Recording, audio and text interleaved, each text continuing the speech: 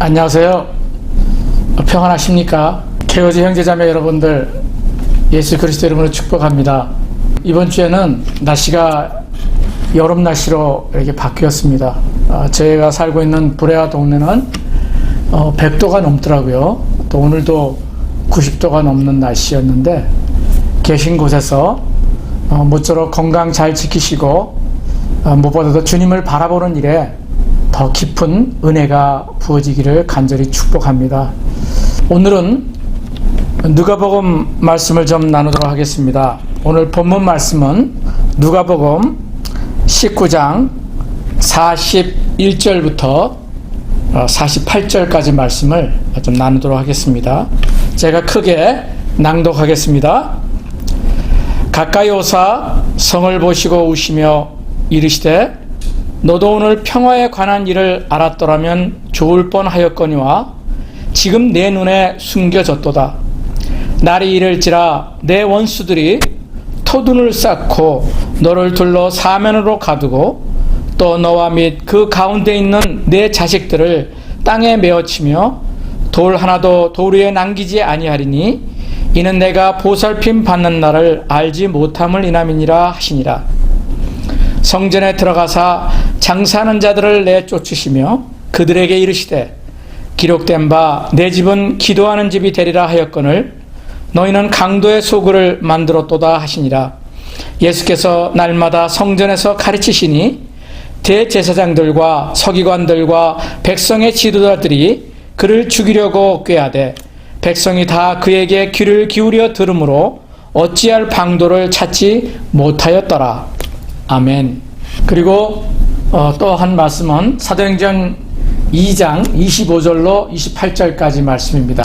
다윗이 저를 가리켜 가로되 내가 항상 내 앞에 계신 줄을 배웠으며 나로 요동치 않게 하기 위하여 그가 내 우편에 계시도다. 이러므로 내 마음이 기뻐하였고 내 입술도 즐거워하였으며 육체는 희망에 거하리니 이는 내 영혼을 음부에 버리지 아니하시며 주의 거룩한 자로 썩음을 당치 않게 하실 것이미로다. 주께서 생명의 길로 내게 보이셨으니 주의 앞에서 나로 기쁨이 충만하게 하시리로다 하였으니. 아멘. 오늘 이 두 말씀을 중심으로 내일의 폭풍과 우리의 신앙, 내일의 폭풍과 우리의 신앙이라는 제목으로 말씀을 나누도록 하겠습니다. 오늘 본문 말씀을 보면은 예수님은 예루살렘에 들어오시면서 그 멀리 보이는 예루살렘 성전을 향해서 예수님은 우셨다고 기록이 되어 있습니다. 여러분, 왜 예수님께서 우셨을까요?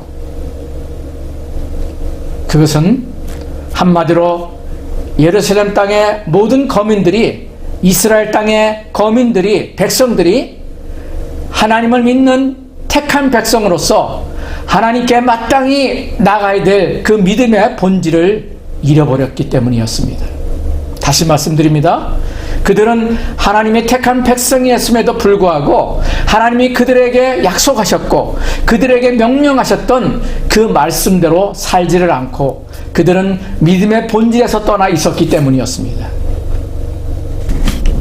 저는 지난 한 주간 동안 혼자 있는 시간이 많고 집에서 있는 시간이 많으니까 여러 많은 생각을 하면서 책도 읽고 성경도 읽고 여러 가지 생각 가운데 기도하는 시간을 갖게 되었습니다. 아마 여러분들도 집에서 자택 근무하시는 분도 계시지만 아마 집에서 지내는 그 시간 동안에 성경도 읽으시면서 나름대로 좋은 시간을 잘 갖고 계시리라고 믿습니다.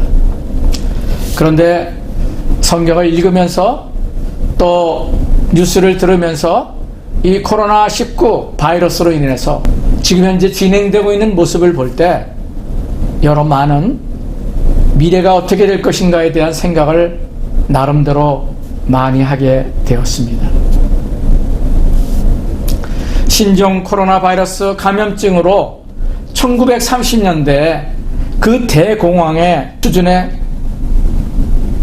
최악의 경제의 위기가 올 수 있다고 전문가들은 내일을 얘기하고 있습니다.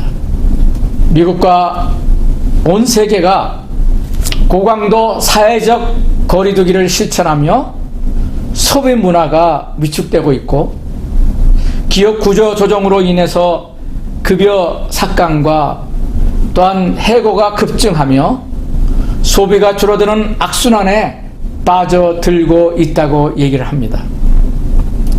세계 경제 질서가 코로나19 전과 후로 영원히 바뀌게 될 것이라는 극단적인 관측들도 하고 있습니다. 많은 전문가들은 자유질서가 가고 과거의 월드 시리라고 하는 성곽 시대가 다시 도래할 수 있다고 얘기를 합니다.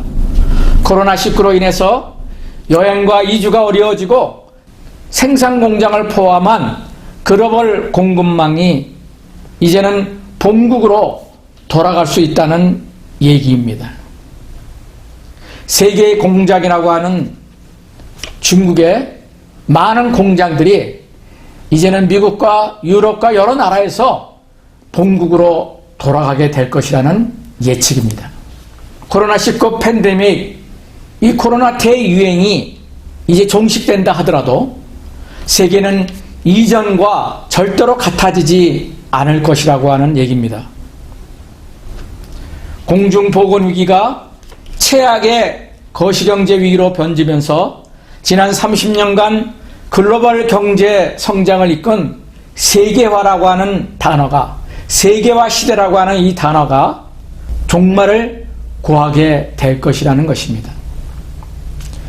팬데믹 시기에는 자유무역주의가 없다며 각국은 의료 장비 등 중요한 생산 기지를 점차 자국의 나라로, 자기 나라로 옮겨가고 빗장을 걸어 잠글 것이라고 얘기를 합니다. 지난 반세기 동안 노력해온 협력하는 글로벌 사회, 글로벌 세계는 이제는 허상이 될 수 있다고 하는 말을 하고 있습니다. 실업대란은 아마 장기화가 될 것이다, 이렇게 부정적인 전망을 하고 있습니다. 이 여러 전망 속에 한 가지 확실한 것은 팬데믹 이후의 세계 경제는 2019년과 같이 않을 것이라고 하는 것입니다.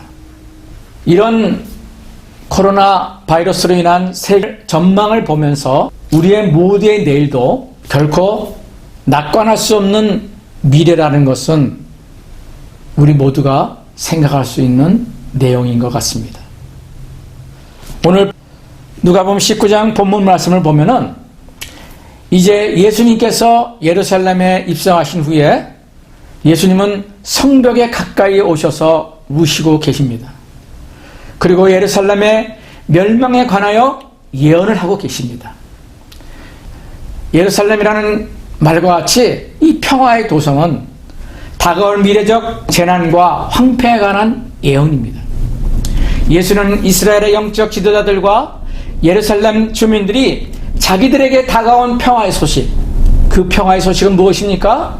바로 이 평화를 가꾸고 있는 하나님의 아들 예수 그리스도를, 그들이 그토록 기다리는 메시아를 그들이 눈을 열고 바라보지 못했기 때문에 그들은 평강을 잃어버렸고 평화를 잃어버렸다는 것입니다.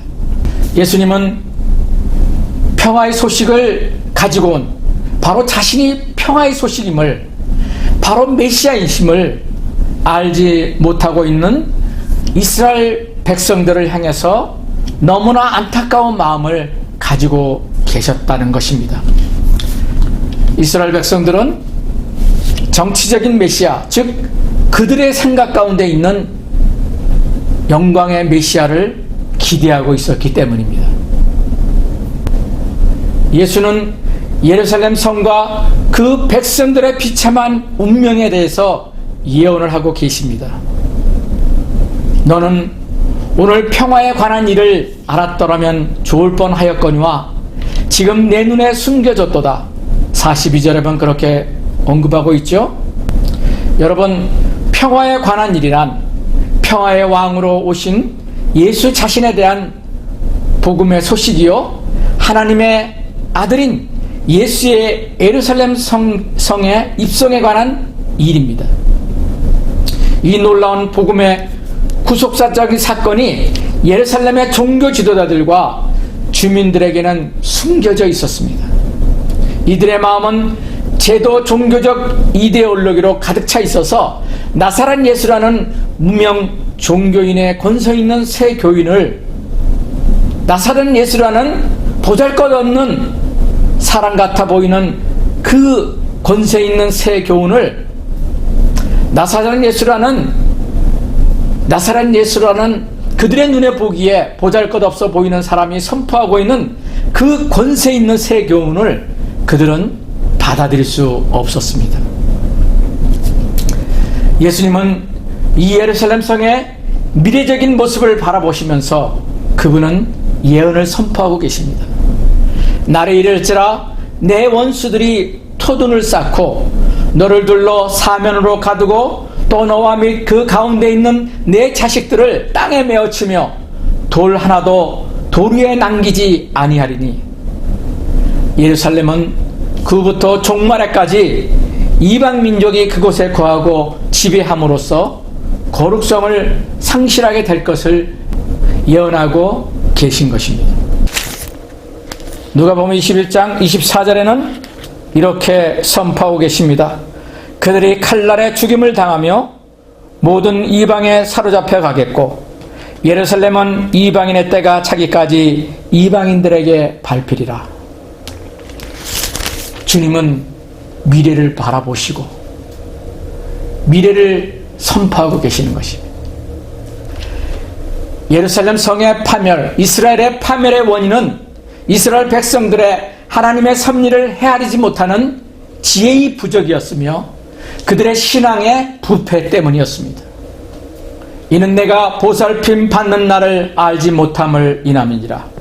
당시 이스라엘 백성들, 예루살렘 백성들은 영광스러운 모습으로 오는 정치적 메시아에만 관심이 있었습니다.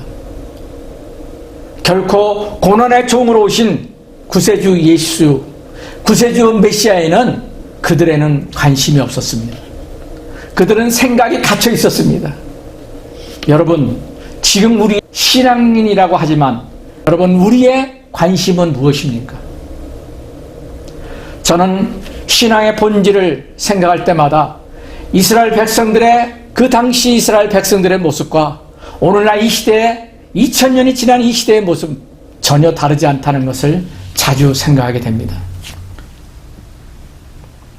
누가복음에서 예수님은 자기를 따라오면서 울고 있는 여인들을 향해서 이렇게 말씀하고 계시는 것을 보여줍니다.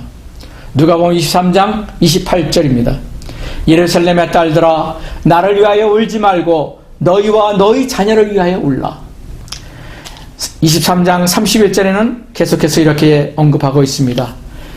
그들이 푸른 나무에도 이같이 하거든 마른 나무에는 어떻게 되리요 하시니라. 이 말씀은 이런 말씀입니다. 그들이란 예수님을 사형에 처할 로마 병정을 가르치고 있습니다. 이 구절에서 푸른 나무란 예수 자신을 가리키며 마른 나무란 그 이스라엘에 하나님을 배척했던, 예수 그리스도를 배척한 그들의 진정한 메시아를 배척하고 있는 열심당원들을 가리키고 있습니다.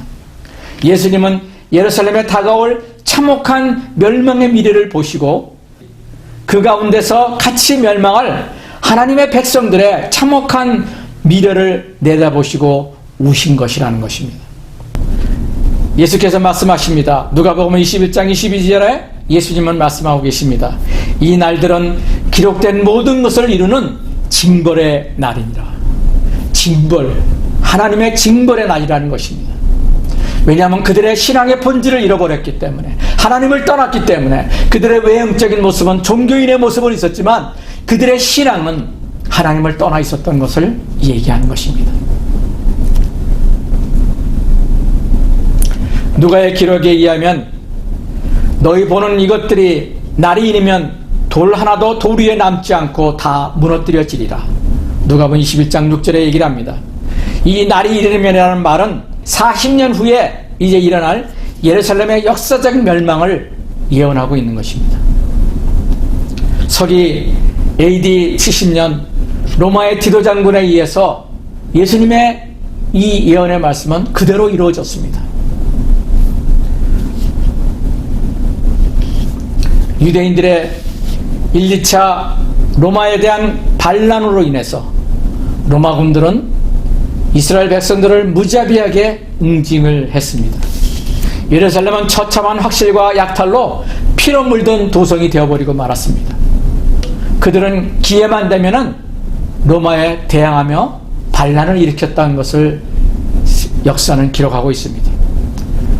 주 132년 AD 132년에는 유대인의 지도자 바르 코크바라고 하는 유대인이 로마에 반란을 일으키게 되었고, 결국은 주 135년에 3년 후에 로마의 명장 율리우스 세바루스 장군에 의해 무참히 살육당하고 패배를 하고 맙니다.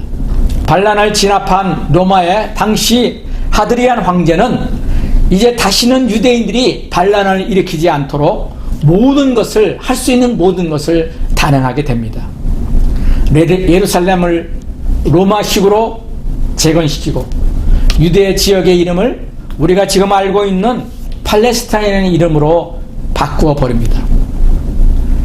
그 후에 유대인들은 더 이상 예루살렘 이스라엘 땅에 들어가지 못하고 모든 유대 지역에서, 이스라엘 지방에서, 이스라엘 지역에서 추방되어 그들은 나라 없는 세월들을 보내게 된 것입니다.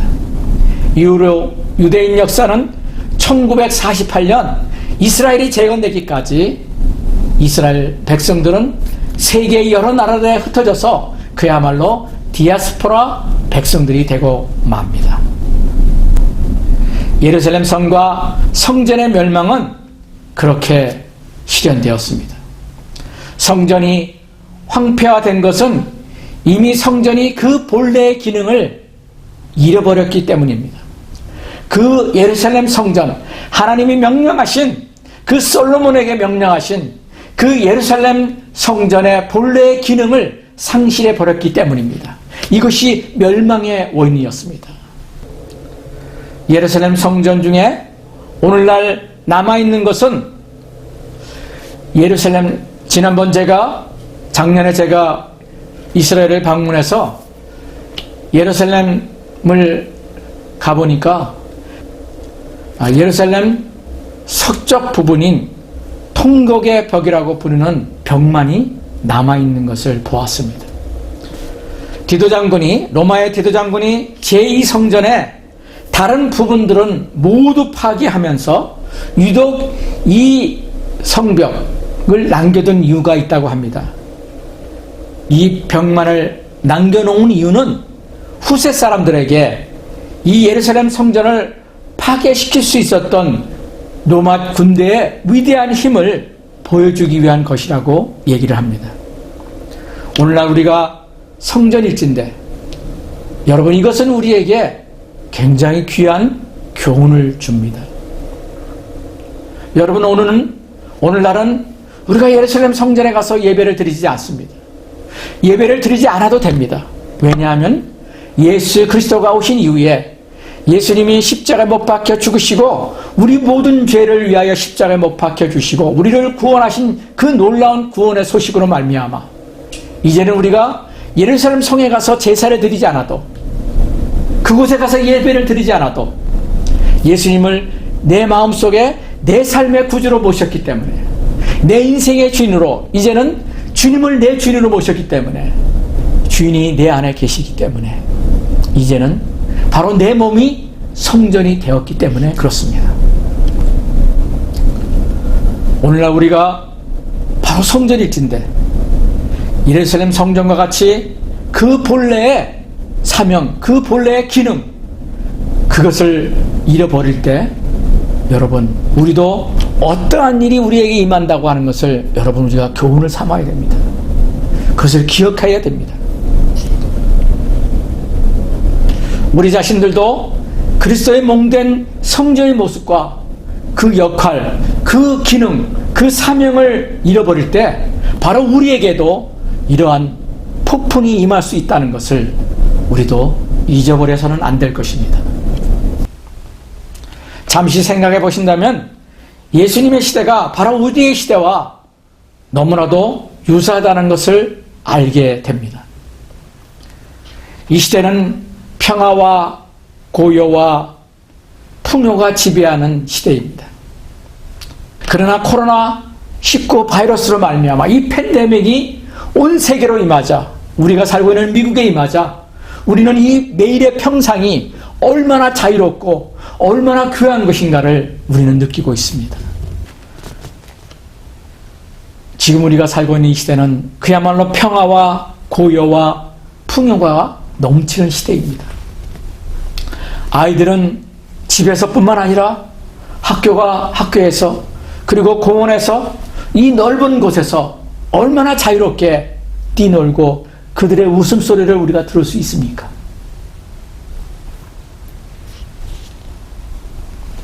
아마 우리가 팬데믹이 있기 전까지만 해도 어떻게 우리에게 이런 어려움들이, 이러한 심판의 기미가 우리가 생각할 수가 있겠습니까?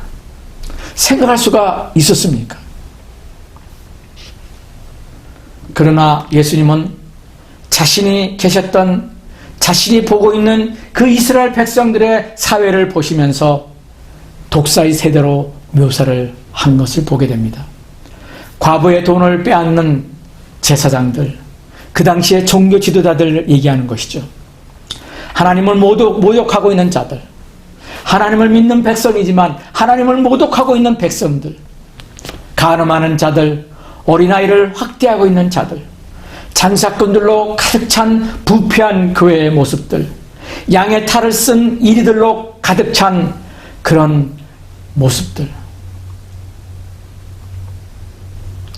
양의 탈을 쓰고 이리들로 가득한 어떤 사역자의 모습들, 거짓 고소인들, 거짓말하는 자들, 사기꾼들, 위선자들, 쾌락을 사랑하는 자들, 음란한 자들과 타락한 아이들, 부모와 다른 사람들을 상관치 않고 자기 생각대로 방종한 자유를 누리고 있는 이 젊은 세대들. 그러나 예수님은 자신이 보고 있는 그 세대들을 향해서 독사의 자식들이라고 그 세대들을 표현하고 있습니다. 왜냐고요? 예수님이 그 당시 십자가에 돌아가시기 바로 직전에 그 이스라엘 세대들의, 예루살렘 세대들의 모습은 상상도 힘든 죄악의 모습들이었다는 것입니다. 종교 지도자들은 바로 제사장들과 서기관들과 바리새인들과 같은 종교의 지도자들은 그야말로 과부의 돈을 빼앗고 있는 모습의 그러한 종교 지도자들이었습니다. 하나님을 모욕하는 자들이 성전에 가득했습니다. 간음하는 자들, 어린아이들을 학대하는 자들, 장사꾼들로 가득한 교회의 모습과 그리고 자기의 이익을 위해서 말씀을 이용하는 그런 종교인들, 지도자들,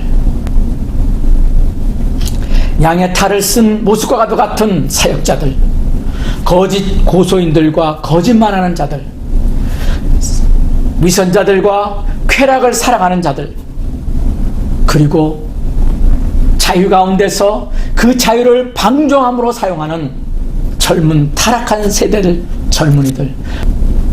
이것은 이스라엘의 모습이 아니라 오늘 이 미국의 모습, 우리가 살고 있는 이 미국의 모습이 아니겠습니까?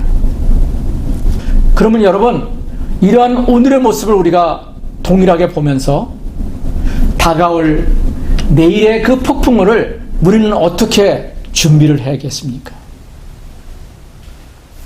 첫째는 아버지의 얼굴을 바라보며 하나님의 임재를 사모하는 매일매일의 삶을 살아야 된다는 것입니다. 다른 거 아닙니다. 우리가 아버지 하나님, 내 안에 계시는 내 주 예수 그리스도를 사모하며 내 주 예수 그리스도를 매일 바라보며 하나님의 임재 가운데 우리가 매일매일 순간순간을 살아가야 됩니다. 만약에 진정 저와 여러분이 진정 메시아이신 예수 그리스도, 나의 인생의 주인된 예수 그리스도가 내 인생의 주인이시며 그분을 나의 구주로 내 인생의 주인으로 내 안에 모시고 살고 있다면 이제는 다른 것을 바라보면 정말 안 된다는 것입니다. 내 안에 계신 예수 그리스도를 더욱더 가까이 하며 그분의 얼굴을 바라보며 아버지의 임재 가운데 우리가 매일 매 순간 살아가야 된다는 것입니다. 주님은 우리 믿는 자들에게 경고하고 계십니다. 너희들은 적군에 의해 포위를 당할 것이다. 지금 너희들의 마음을 준비해라. 폭풍이 다가오고 있음을 알아라. 저와 여러분들은 이제는 어느 때보다도 어느 시대보다도 우리가 예수님을 믿는 하나님의 자녀라고 한다면 우리는 단순한 삶의 방식을 취해야 합니다. 지금 이 코로나 바이러스가 끝나고 정상적인 삶으로 돌아간다 하더라도 여러분, 우리의 내일은 결코 평탄하지 않을 것입니다. 그런 삶을 우리가 부딪히면서 저와 여러분이 가져야 될 것은 삶의 단순한 비결을 가져야 된다는 것입니다. 다른 것이 아니라 이 땅에 우리에게 삶의 본을 보였던 예수님의 삶의 사고방식을 우리가 취해야 된다는 것입니다. 여러분이 성경을 읽는 목적은 무엇입니까? 여러분이 예배에 참석하는 목적은 무엇입니까? 여러분이 말씀을 듣는 목적은 무엇입니까? 여러분의 신앙의 목적은 무엇입니까? 이 땅에서 잘 먹고 잘 살고 출세하고 성공하는 것입니까? 여러분, 그것은 신앙의 본질이 아닙니다. 신앙의 본질은 예수님이 이 땅에 사셨던 그 삶의 모습을 우리가 닮아 가는 것입니다. 그 삶의 방식을 따라가는 것입니다. 그것을 다른 말로 하면 예수님의 삶을 닮아가는 것이고 예수님의 삶을 따라가는 것입니다. 이것이 신앙입니다. 그렇지 않으면 다가오는 내일의 폭풍을 바라볼 때, 다가오는 내일을 생각할 때 우리는 두려움 속에서 매일매일을 살아가게 될 것입니다. 주님은 다가올 모든 것을 보셨음에도 예수님은 최종 결과를 알고 계셨습니다. 주님은 지옥의 문이 하나님의 백성을 이기지 못할 것이라는 것을 아셨습니다. 주님은 다가오는 예루살렘의 멸망의 모습을 보셨으면서도 불구하고 주님은 지옥의 문이 하나님의 백성들을 결코 이기지 못할 것인 것을 알고 계셨습니다. 다윗은 성령님의 감동으로 그 미래를 바라보면서 다윗은 이렇게 말씀을 기록해 두었습니다. 사도행전 2장 25절 말씀입니다. 내가 항상 내 앞에 계신 주를 배웠으며 나로 요동치 않게 하기 위하여 그가 내 우편에 계시도다. 다시 한번 말씀드립니다. 내가 항상 내 앞에 계신 주를 배웠으며 나로 요동치 않게 하기 위하여 그가 내 우편에 계시도다. 아멘, 할렐루야. 이 글의 문자적인 의미는 이렇습니다. 나는 항상 주님의 얼굴을 바라보며 주님의 임재 가운데 거했습니다. 그리고 또한 다윗은 이 말씀을 인용하며 다윗은 예언적으로 선포하고 있습니다. 사도행전 2장 26절의 말씀입니다. 이름으로 내 마음이 기뻐하였고 내 입술도 즐거워하였으며 육체는 희망에 거하리니. 여러분, 바로 여기에 비밀이 있습니다. 예수님은 항상 아버지 하나님을 면전에서 모시고 살았습니다. 그리고 이 땅에 계시는 동안에도 예수님은 아버지께서 항상 자기와 함께 하고 계시다는 그 사실을 분명히 확신하고 계셨습니다. 그리고 그 확신으로 가득 찬 채 이 땅에서 사셨습니다. 예수님은 말씀하고 계십니다. 어떤 문제나 악이나 닥쳐올 그런 폭풍의 그 어떤 사건도 나를 쓰러뜨리거나 나의 확신을 흔들 수 없다.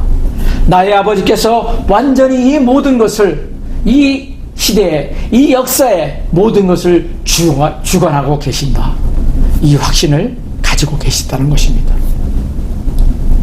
이것이 저와 여러분이 가져야 될 확신입니다. 왜냐고요? 내 안에, 우리 안에 예수님을 모시고 살고 있는 진정한 그리스도인이라고 한다면은 바로 이 확신을 우리도 동일하게 가져야 된다는 것입니다. 저는 지난 한 주 동안에 이 말씀이 얼마나 큰 위로가 되었는지 모릅니다. 뉴스를 보면은 너무나도 내일의 미래들이 낙담이 되고 두려운 것으로서 와닿는 것을 우리가 느끼지 않습니까? 만약에 우리가 직업을 잃으면, 코로나 바이러스로 인해서 내가 중병이 들어버리면, 내가 죽을 지경이 되면, 이런 두려움이 순간순간 우리에게 임할 수 있는 오늘이 아닙니까? 그러나 주님은 멸망의 폭풍, 그 폭풍 후 내일의 폭풍과 임할 그 멸망의 모습을 바라보시면서도 그분은 두려워하고 낙망하지 않으셨습니다. 그리고 우리에게 희망의 메시지, 기쁨의 메시지를 증거하고 계시다는 것입니다. 어떤 내일의 폭풍우가 우리에게 몰려올지라도 우리를 쓰러뜨리거나 나를 흔들 수 없다는 것을 말씀하고 계신다는 것입니다. 이 모든 세상에, 이 코로나 바이러스의 모든 세상의 뒤흔든 속에서는 바로 하나님께서, 바로 우리 주 예수 그리스도께서 이 역사를, 지금 이 시간을 주관하고 계신다는 것을 알기 때문입니다. 아멘입니다. 두 번째로, 내일 우리에게 다가올 그 폭풍을 우리가 이겨내고 우리가 준비하기 위해서 우리의 삶을 단순화시켜야 된다는 것입니다. 지난 한 주간에 여러 많은 분들이 저에게 이렇게 소식을 카톡으로 메시지로 보내오는 것 중에서 베트남 선교사로 지금 준비하고 있는, 지금 이 팬데믹 때문에, 코로나 바이러스 때문에 베트남으로 들어가지 못하고 지금 한국에 잠시 머무르고 있는 폴광 선교사로부터 카톡을 하나 받았는데 굉장히 마음에 와닿는 그런 영상이 하나 있었습니다.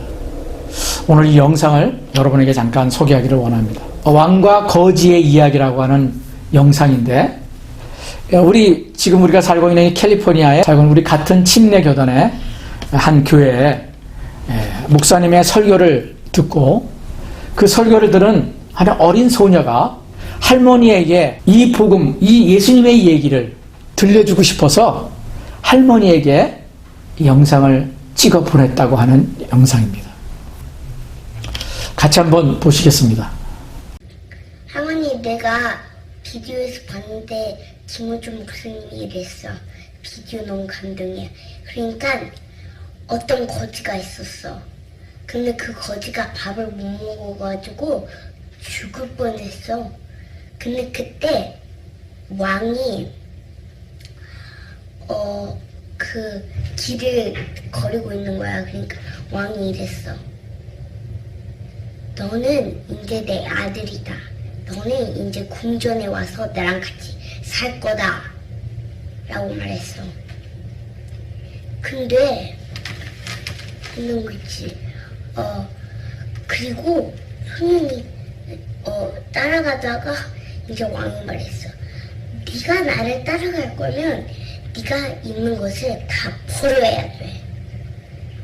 다 버려.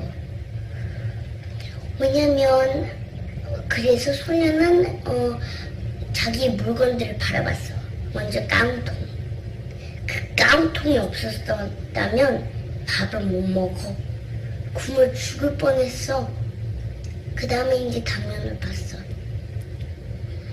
그렇게 바람이 불을 때 담요가 지켜줬지. 근데 그 담요랑 깡통을 버리라는 거야. 너무 심각하지 않아? 그리고 마지막 수저는 제일 아끼는 거였어. 수저가 없었으면 밥도 못 먹었을 거야. 수저를 가장 좋아했어. 근데 그거를 다 버려. 그러니까 왜 버려야 돼? 그냥 나랑 같이 궁궐에 갖고 가면 안 되냐고. 근데 왕의 생각 아니면 말은 바뀌지 않아. 안 돼. 다 버려야 돼. 아니면 너 아직도 거지로 살 거야? 아니면 나랑 같이 와서 궁궐에서 살 거야? 이거 다 버리라니까. 그러니까 지금 김우주 목사님이 말하고 있는 뜻은 하나님, 이거 하나님 진짜 막 하나님보다 뭐를 더 좋아하면 안 된다고. 하나님이랑 같이 헤븐으로 갈 거면 아무것도 들고 갈 수 없어. 깡통 그런 거를 갖고 가면 지금 하나님이 보시기에는 우리는 지금 거지야. 우리는 플러스 여기에 씀이 너무 많아. 우린 지금 거지야. 근데 하나님이 우리를 그렇게 사랑해서 지저스를 보내서 죽었지. 그러니까 3일에 일어났어. 그러니까 요거를 다 버리고 하나님을 믿으러 헤븐으로 가는 거야. 자, 이제 할머니 잘 들었지? 거지 스토리. 이제 끝이야. 여러분, 지금 보신 이 영상에 이 소녀가 그 목사님을 통해서 들은 이 소녀가 이해한 그 복음의 중심은 다 버려야 된다는 것입니다. 저도 이 영상을 보면서 참 알고 있는 내용이지만 새롭게 도전이 되더라고요. 버려야 될 것을 좀 더 많이 버려야겠구나. 그리고 다가올 내일을 준비해야겠구나. 이런 생각을 하게 되었습니다. 여러분, 다가오는 세대에는 부하려고 생각하지 말아야 된다는 것입니다. 내가 부자가 되겠다고 여러분 마음의 열망을 갖지 말아야 된다는 것입니다. 그런 욕심을 가지지 말아야 된다는 것입니다. 히브리서 13장 5절 6절 말씀 보면은 돈을 사랑하지 말고 있는 바를 족한 줄로 알라. 그가 친히 말씀하시기를 내가 결코 너희를 버리지 아니하고 너희를 떠나지 아니하리라 하셨느니라 라고 기록하고 있습니다.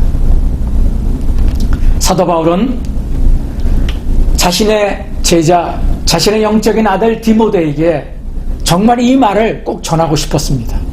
그래서 디모데에게 편지를 통해서 이 말을 전하고 있습니다. 디모데후서 6장 9절에 보면은 부하려 하는 자들은 시험과 올무와 여러 가지 어리석고 해로운 욕심에 떨어지나니 곧 사람으로 파멸과 멸망에 빠지게 하는 것이라. 바울은 물질의 욕망 가운데, 물질의 욕심 가운데, 부하려고 하는 욕심 가운데 살고 있을 때 결국은 어떠한 결과가 임한다는 것을 영적인 아들 디모데에게 가르쳐주고 있습니다. 또한 디모데 6장 6절에도 이렇게 얘기합니다. 지적하는 마음이 있으면 경건이 큰 이익이 되느니라. 여기서 현대의 성경은 이 지적이라는 말을 자적하는 마음이라고 번역하고 있습니다. 이 말을 다른 말로 표현한다면 지금의 생활을 만족하게 여기라는 것입니다. 각자가 지금 지내고 있는 그 삶, 여러분 미국에서 지금 우리가 지내고 있는 삶, 물론 다 사람마다 형편이 다를 것입니다. 그러나 이 성경 말씀은 우리에게 도전하고 있습니다. 지금의 생활을 만족스럽게 여기고 살라는 것입니다. 그렇다면 아마 그는 행복을 느끼게 될 것이다. 그런 말이죠. 사도 바울은 영적인 아들 디모데에게 이 말을 꼭 전해주고 싶었던 것 같습니다. 디모데전서 6장 7절부터 9절까지 말씀입니다. 우리가 세상에 아무것도 가지고 온 것이 없음에 또한 아무것도 가지고 가지 못하리니 우리가 먹을 것과 입을 것이 있은즉 족한 줄로 알 것이니라. 부하려 하는 자들은 시험과 올무와 여러 가지 어리석고 해로운 정욕에 떨어지나니 곧 사람으로 침륜과 멸망에 빠지게 하는 것이라. 바울은 부하려 하는 사람들, 부자가 되려고 하는 욕망을 가진 사람들에게 경고의 말씀을 주고 계시는 것입니다. 이어서 바울은 우리에게도 선포하고 있습니다. 디모데 6장 17절로 19절, 내가 이 시대의 부한 자들을 명하여 마음을 높이지 말고 정함이 없는 재물에 소망을 두지 말고 오직 우리에게 모든 것을 후히 주사 누리게 하시는 하나님께 두라. 18절입니다. 선한 일을 행하고 선한 사업에 부하고 나눠주기를 좋아하며 동정하는 자가 되게 하라. 이것이 장래에 자기를 위하여 좋은 터를 쌓아 참된 생명을 취하는 것이니라. 이 말씀은 바울이 이 시대를 두고 얘기하시는 예언의 말씀이라고 저는 생각하게 됩니다. 18절 말씀에 선한 일을 행하고 선한 사업에 부하고 나눠주기를 좋아하며 동정하는 자가 되라. 이것이 우리가 내일 폭풍우가 임할 그 시기에 우리가 마음에 두어야 될, 우리가 준비해야 될, 우리가 살아가야 될 삶의 모습인 것을 저와 여러분이 마음속에 깨닫기를 원합니다. 말씀을 맺겠습니다. 사랑하는 형제자매 여러분, 저와 여러분이 앞으로 내일 다가올 그 폭풍을 직면해야 된다면, 우리 모두는 원하지 않습니다. 그러나 내일 우리에게 다가올 그 어떤 경제적인 것이든 건강이든 것이든 그 폭풍을 우리가 직면해야 된다면 아무것도 우리의 영혼을 거스리지 못하도록 우리가 준비해야 되지 않겠습니까? 그 준비해야 되는 그 하나는 바로 저와 여러분이 우리의 눈과 우리의 모든 삶의 관심을 주님께 집중해야 된다는 것입니다. 그 유일한 방법은 아버지의 얼굴을 바라봐야 된다는 것입니다. 아버지의 얼굴을 사모해야 된다는 것입니다. 그 주님의 임재 가운데 우리가 거하는 매일 매 순간의 삶을 집중해서 살아가야 된다는 것입니다. 우리가 우리의 눈과 우리의 귀가 주님으로부터 벗어나 있을 때 우리는 두려워할 수밖에 없습니다. 우리는 나의 건강, 나의 가정살림, 나의 물질의 문제, 내가 무엇을 먹고 살아야 되나, 이것에 우리의 마음과 우리의 눈이 갈 수밖에 없기 때문에 그렇습니다. 주님은 그것을 알고 계셨습니다. 그래서 너희들은 나를 사모해라. 너희들은 나와 동행하는 것에 너희들의 삶을 집중해라. 주님은 그렇게 우리에게 말씀하셨습니다. 오늘 사도행전 2장 25절부터 28절 말씀을 통해서 주님은 우리에게 말씀하고 계시는 것 같습니다. 다윗이 저를 가리켜 가로되 내가 항상 내 앞에 계신 주를 배웠으며 나로 요동치 않게 하기 위하여 그가 내 우편에 계시도다. 이러므로 내 마음이 기뻐하였고 내 입술도 즐거워하였으며 육체는 희망에 거하리니 이는 내 영혼을 음부에 버리지 아니하시며 주의 거룩한 저로 썩음을 당치 않게 하실 것이미로다.